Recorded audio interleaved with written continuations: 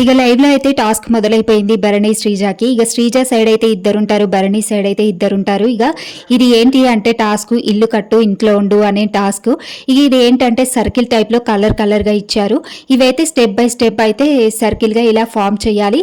Form చేసి ఎవరైతే అలా సర్కిల్ లాగా ఫార్మ్ చేసి దాన్ని చివరి వరకు ఉంచుతారో వాళ్ళైతే ఈ గేమ్‌లో విన్ అవుతారు. అయితే ఇక ఇక్కడైతే ఫస్ట్ రౌండ్‌లో శ్రీజ విన్నర్ అయింది. ఇక శ్రీజ సైడ్ అయితే గౌరవ్ అండ్ డెమన్ పవన్ అయితే సపోర్ట్ చేస్తూ ఉంటారు. ఇక భరణి సైడ్ అయితే నిఖిల్, ఇమాన్యుయల్ అయితే సపోర్ట్ చేస్తూ ఉంటారు. ఇక ఫస్ట్ రౌండ్‌లో అయితే శ్రీజ విన్నర్ అవుతారు. ఇక్కడైతే భరణి సపోర్టింగ్‌గా తనుజ, దివ్య ఇంకా మరి సుమన్ శెట్టి వీళ్ళైతే సపోర్ట్ చేస్తూ ఉంటారు.